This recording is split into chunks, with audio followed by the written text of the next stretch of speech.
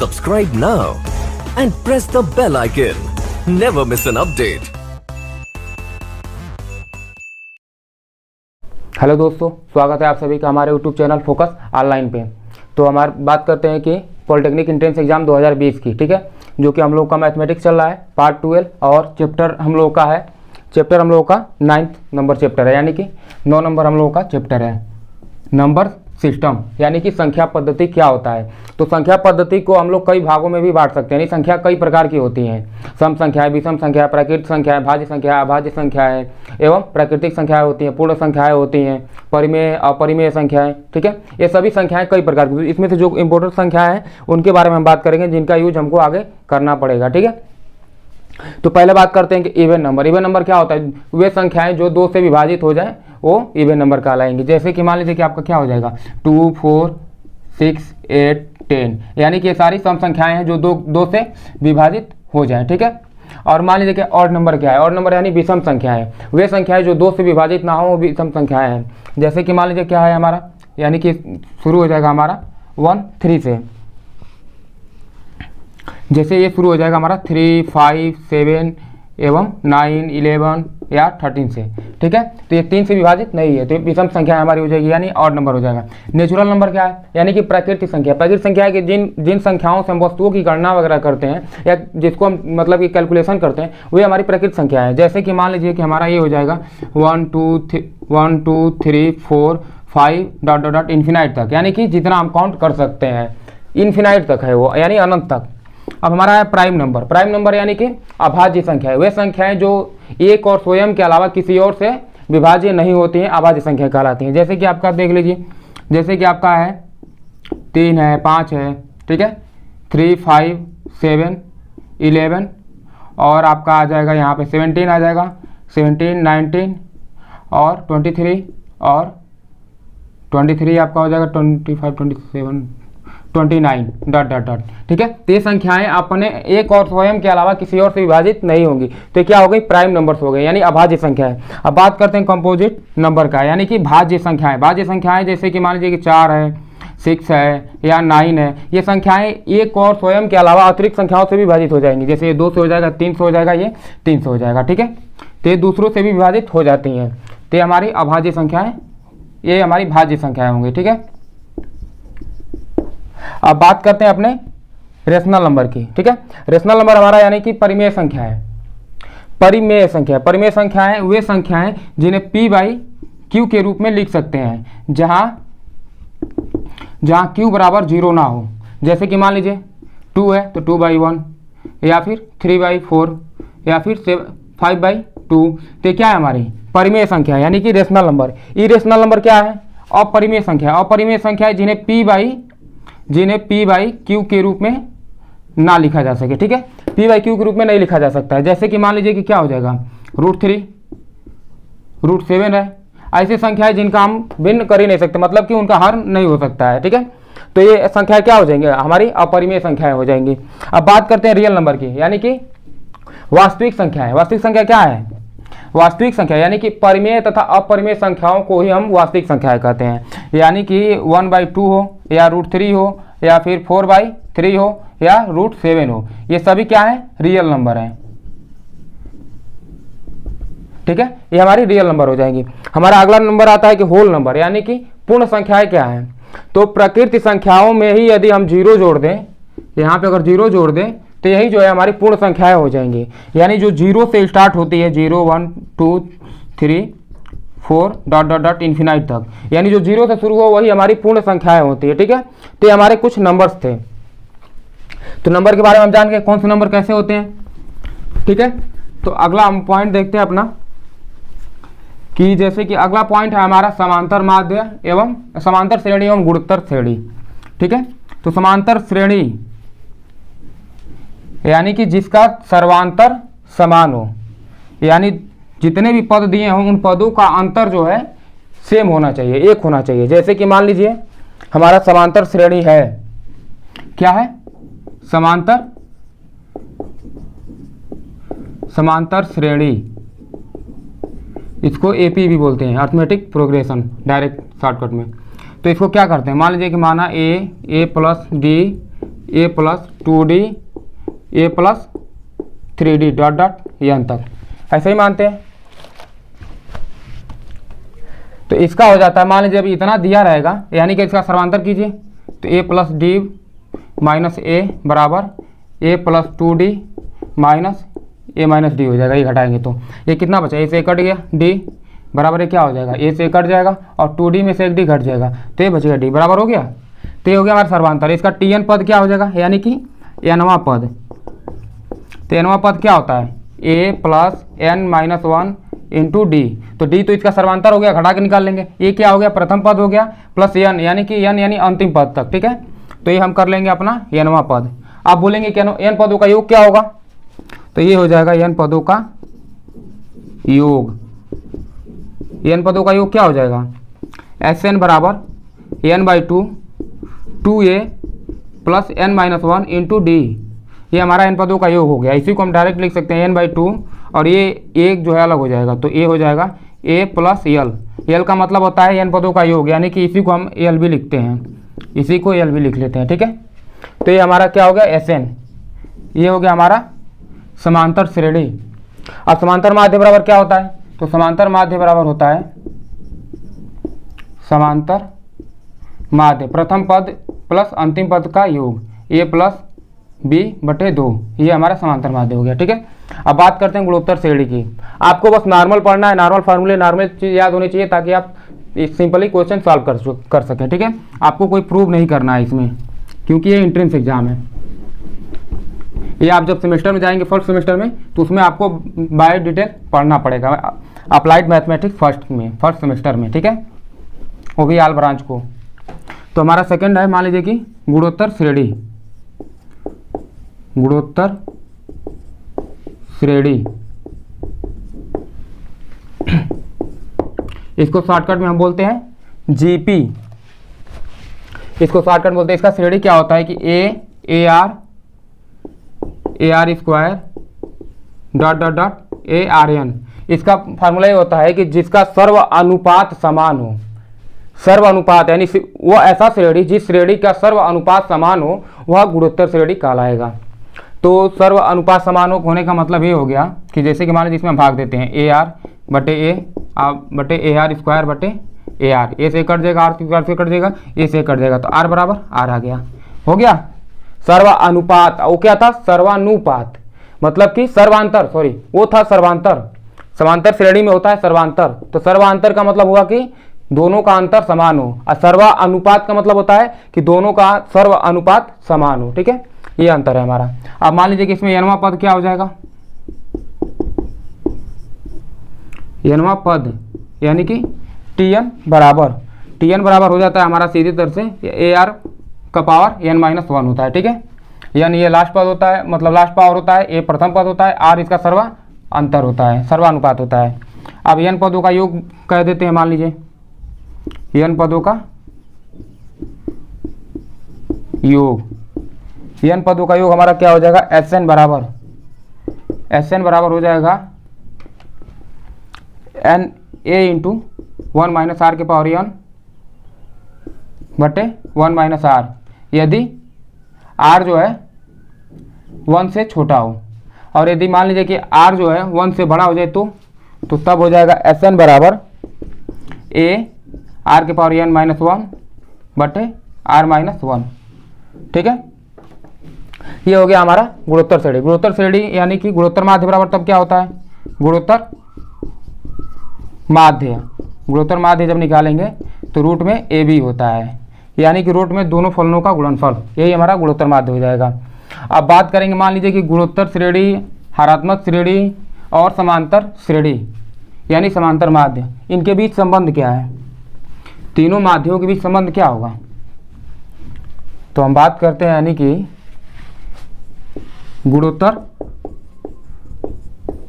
माध्य एवं हरात्मक माध्य एवं समांतर माध्य, ठीक है। ये हमारा हो गया गुणोत्तर माध्य, हरात्मक माध्य और समांतर माध्य। तो इसमें तीनों में एक कनेक्शन होता है। इसके बेसिस पे आपको क्वेश्चन आगे मिल सकते हैं, आगे मिले ना मिले लेकिन एग्जाम में भी पूछ सकता है। तो एंट्रेंस एग्जाम में आप छोटे से छोटे टॉपिक को पकड़िए, क्योंकि बहुत बड़ा हार्ड क्वेश्चन नहीं पूछता है, लेकिन इतना बेस पूछ देता है कि हम लोग सोच भी नहीं सकते हैं कि इतना छोटा क्वेश्चन पूछेगा। तो छोटे से छोटे पॉइंट को नोटिस करके रखिएगा, क्योंकि बहुत हार्ड क्वेश्चन नहीं पूछेगा, लेकिन तैयारी हार्ड ही कीजिएगा। ये हम ये नहीं कह रहे हैं कि अब आप एकदम लो लेवल की तैयारी करना है, तैयारी तो हार्ड ही करना है, लेकिन छोटा से छोटा पॉइंट छूटना नहीं चाहिए। तो ये हमारा होता है गुणोत्तर माध्य। गुणोत्तर माध्य का होल स्क्वायर बराबर होता है गुणोत्तर माध्य का होल स्क्वायर करेंगे तो क्या हो जाएगा, इन दोनों का गुणनफल, समांतर माध्य मल्टीपल हरात्मक माध्य। ठीक है,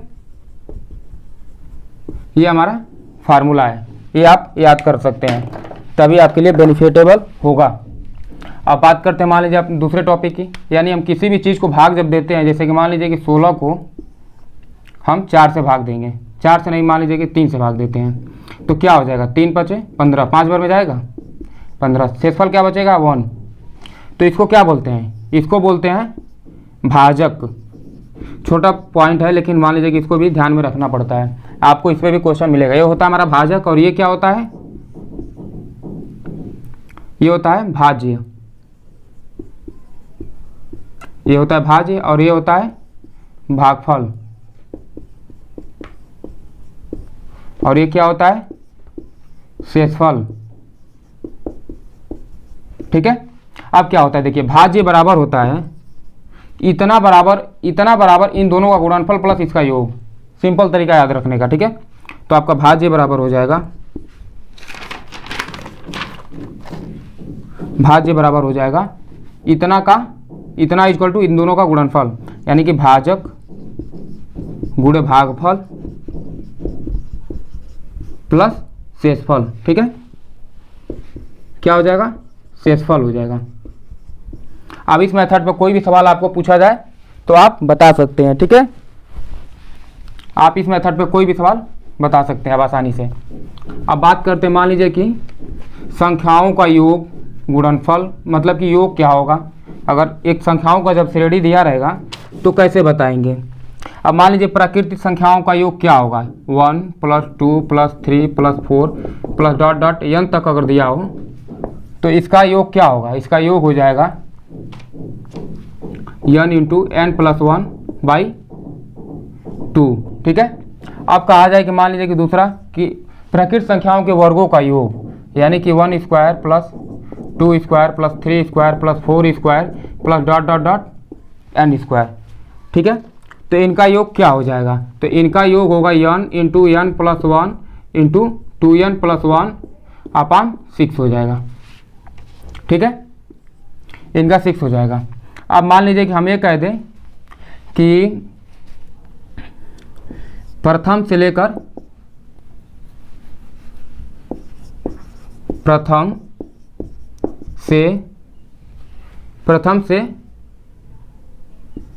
लेकर n तक सम संख्याओं का योग, सम संख्याओं का योग। तो सम संख्याओं का योग क्या होगा, ठीक है, ये योग हो जाएगा n/2 और n/2 + 1। ठीक है, ये फार्मूले आपको याद रखना पड़ेगा। ठीक है, बहुत आसान तरीका है, आप दिमाग में एक बार बिठा लेंगे, भूलेंगे नहीं आप।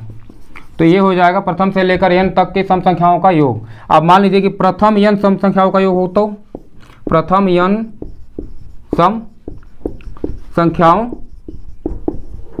का योग क्या होगा। ठीक है, पॉइंट है कि नहीं, लेकिन ये आसान है, n × n + 1 हो गया, सिंपल मेथड। इसका अगर प्रथम से लेकर n तक की सम संख्याओं का योग पूछे तो n/2 × n/2 + 1, और प्रथम n सम संख्याओं का योग पूछे तो n × n + 1। अब आते हैं विषम संख्या पे। ठीक है, तो विषम संख्या पे जब आएंगे हम तो क्या हो जाएगा, यानी कि इसका भी करते हैं, प्रथम से लेकर n तक विषम संख्याओं का योग, विषम संख्याओं का योग क्या होगा, n+1/2 का होल स्क्वायर। बहुत सिंपल तरीके से आप याद रख सकते हैं, ठीक है। अब छठा नंबर कि प्रथम n विषम संख्याओं का योग क्या होगा। तो प्रथम n विषम संख्याओं का योग क्या होगा, ठीक है। पॉइंट है कि नहीं, क्या होगा, योग का योग हो जाएगा इसका n स्क्वायर। ये बहुत सिंपल होता है, n स्क्वायर हो जाएगा। तो ये हमारे कुछ फार्मूले थे जिनको आपको याद रखना पड़ेगा। ये शॉर्टकट तरीके से याद रखेंगे तो 2 सेकंड में आंसर दे देंगे, नहीं तो फिर 4 मिनट में सवाल लगाएंगे, आपके ऊपर डिपेंड करता है। तो अब हमारा अगला पॉइंट है, मान लीजिए कि ये तो संख्याओं का खेल था जो भी था। अगला पॉइंट ये है कि मान लीजिए कि अगर संख्याओं का योग दिया हो, संख्याओं का गुणनफल दिया हो, तो क्या उन संख्याओं को हम ज्ञात कर सकते हैं। बहुत आसानी से ज्ञात कर सकते हैं। जैसे कि मान लीजिए हम लोगों ने बहुत ऐसे सवालों को लगाया होगा कि जैसे कि मान लीजिए दो संख्याओं का योगफल 11, तो हम दो संख्या क्या मानेंगे, हम दो संख्या कुछ भी मान सकते हैं। दो संख्या मान लेते हैं कि x और y हैं, ठीक है। दो संख्याएं x और y हो सकती हैं, तो दो संख्याओं का योग x + y = दिया है 11, ठीक है। और तथा उनका गुणनफल x y = 30 दिया है, ठीक है। तो संख्याएं क्या होगी, तो संख्याएं क्या होगी, तो हम x + y बराबर है, अगर x - y बराबर भी होता, माइनस वाला भी होता, तो हम आसानी से इसका सॉल्व कर लेते हैं। तो x - y वाला फार्मूला पे हम निकाल लेते हैं। एल्जेब्रिक फार्मूले में हम आप लोगों को बताए थे कि x - y का होल स्क्वायर बराबर होता है कि x + y का होल स्क्वायर, ठीक है। x + y का होल स्क्वायर होता है और -4xy होता है। यहाँ पे जो चीज़ होता है उसी का अपोजिट यहाँ पे होता है। यहाँ माइनस होगा, यहाँ प्लस होगा, यहाँ प्लस होगा, यहाँ माइनस होगा। तो याद रखने का ट्रिक है। ये हो जाएगा हमारा x - y का होल स्क्वायर और ये 11 का होल स्क्वायर माइनस क्या है 4 × 30। इसको हम कैसे सॉल्व कर सकते हैं, 121 माइनस 4 × 3 = 12, 120 और 120 यहाँ से घट जाएगा तो क्या बचेगा, x - y का होल स्क्वायर बराबर 1, तो x - y बराबर 1। समीकरण फर्स्ट और समीकरण सेकेंड, ठीक है। दोनों को जोड़ देंगे तो क्या हो जाएगा, y से y कट जाएगा और 2x बराबर 12, x बराबर 6, x बराबर 6 तो y बराबर क्या हो जाएगा, y बराबर 6 में से 1 जाएगा 5 हो जाएगा। यहाँ x बराबर जब 6 रखेंगे तो ये y इधर जाएगा और 6 में से 1 घट जाएगा 5 बचेगा। तो यानी ये हो गया हमारा आंसर। क्या पूछ रहा था, 6 और 5, हाँ यही आंसर है, ठीक है। तो ये हमारा आसानी से आप सॉल्व कर सकते हैं इसको। आप मान लीजिए कि जैसे कि कह दे कि क्रमागत सम संख्याएं लिखिए, जैसे पहले कह देता है कि इतने क्रमागत सम संख्याओं का योग इतना है, इतने क्रमागत विषम संख्याओं का योग इतना है, तो आप कैसे मानेंगे, मानना पड़ेगा ना। तो कहा जब जाएगा तो क्रमागत सम संख्याओं का योग, नहीं क्रमागत सम संख्याएं, क्रमागत सम संख्याएं क्या होंगी, क्रमागत सम संख्याएं। तो क्रमागत जब सम संख्याएं लिखेंगे तो हम मान लेंगे अगर x जो है सम संख्या है तो इसके बाद क्या हो जाएगा, x + 2, x + 4, x + 6 ... ठीक है। यानी कि इनमें 2 का डिफरेंट होना चाहिए, तभी तो ये 2 से विभाजित होंगी। अब मान लेते हैं क्रमागत विषम संख्याएं, क्रमागत विषम संख्याएं क्या होंगी, क्रमागत विषम संख्याएं जब मानेंगे हम तो इसमें ये हो जाएगा हमारा कि अगर मान लीजिए हम x को विषम संख्या मान रहे हैं तो इसमें अगर हम 2 जोड़ते जाएं तो ये विषम संख्या नहीं बन जाएगा, x + 2 और x + 4 और x + 6 ... ठीक है। अब मान लीजिए जैसे इसको हम 3 विषम संख्या है हमारा, इसमें 2 जोड़ेंगे तो क्या हो जाएगा, 5 हो जाएगा। इसमें 5 में 2 जोड़ेंगे तो क्या हो जाएगा, 7 हो जाएगा, 9 हो जाएगा और 11 हो जाएगा, ऐसे ऐसे करके, ठीक है। यानी कि 7 और 4 11 हो जाएगा, मान लीजिए आपका 9 2 11। तो ये हमारी विषम संख्याएं हो जाएंगी, क्रमागत विषम संख्याएं हम मान सकते हैं। अब बात करते हैं मान लीजिए कि एक और क्वेश्चन की। अगला क्वेश्चन हमारा क्या है,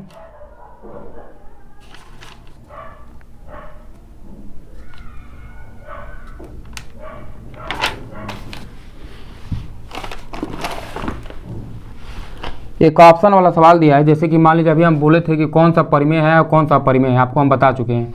तो इसमें पहचान कर लेते हैं। मान लीजिए कि √25 √16 और ये √25 है। और अगला पॉइंट है हमारा रूट में 36/49। और चौथा पॉइंट है रूट में 3। क्या कह रहा है कि निम्नलिखित संख्याओं में से कौन सी संख्या अपरिमेय है, इसमें से कौन सी संख्या अपरिमेय है। ठीक है, तो आप ऐसे देख के बता सकते हैं। हम बताएं तो इसको डायरेक्ट बता देंगे। कैसे? ये आपका दिख रहा है 5 आ जाएगा, 5 आएगा तो 1 हो जाएगा अब बटे में, और ये 4 आ जाएगा तो बटे 1 हो जाएगा, और ये डायरेक्ट आ जाएगा 6/7। एक यही संख्या है जो बाहर आई हुई नहीं करेगा, और जब बाहर नहीं आएगा तो इसका हर नहीं बनेगा, हर नहीं बनेगा तो ये अपरिमेय संख्या हो जाएगा। अपरिमेय संख्या जिसको P/Q के रूप में नहीं लिख सकते हैं। ठीक है, तो ये ऐसे क्वेश्चन भी पूछे जाते हैं, ऐसा नहीं है कि नहीं पूछा जाएगा।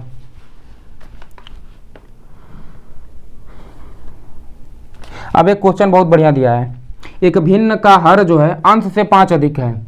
तो हम मान लेते हैं कि अंश जो है x है, तो हर क्या हो जाएगा, x + 5 हो जाएगा। सीधी सी बात, x + 5 है। तो यदि भिन्न के अंश में 7 जोड़ दिया जाए, भिन्न के अंश में 7 जोड़ दिया जाए, ठीक है, 7 जोड़ दिया जाए तो भिन्न का मान 8/7 हो जाता है। तो भिन्न का मान यानी कि भिन्न का मान, जैसे कि मान लीजिए कि x बटे नहीं, हम मान लीजिए x बटे x + 5 तो है ये है। अब भिन्न में जो है क्या कर रहा है, वो +7 कर दे रहा है, मतलब अंश में। तो क्या हो जा रहा है, इसका मान, भिन्न का मान हो जा रहा है 8/7 हो जा रहा है आपका। तो 8/7 हो जा रहा है तो कह रहा है कि मूल भिन्न क्या होगा, मूल भिन्न क्या होगा। तो इसको हम क्या कर सकते हैं, ये हो जाएगा हमारा, मल्टीपल करा लेंगे तो 7x + 49 = 8x + 40। तो अब क्या कर सकते हैं आप, ये 8x है, 8x में से 7x जाएगा तो x बचेगा, और ये 49 में से 40 जाएगा तो 9 बचेगा, यानी x की वैल्यू 9 आ जाएगी। ठीक है, x की वैल्यू जो है 9 आ जाएगी। 8/7 हो जा रहा है, x + 7 बटे x + 5।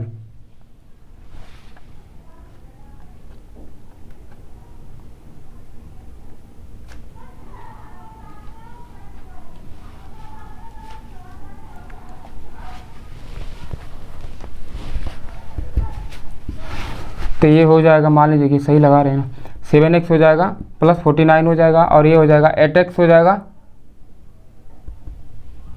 8x हो जाएगा। ठीक है, 8x + 40, तो क्या हो जाएगा, 8x में से 7x जाएगा, x बचेगा, और x में से, और ये 49 तो यार 9 हो जाएगा। सही है, चलिए x की वैल्यू यहाँ पे निकल सकती है। तो एक और क्वेश्चन देख लेते हैं हम लोग कि प्रथम 21 विषम संख्याओं का योग क्या होगा। प्रथम 21 विषम संख्याओं का योग, यानी कि प्रथम 21 विषम संख्याओं का योग क्या होगा।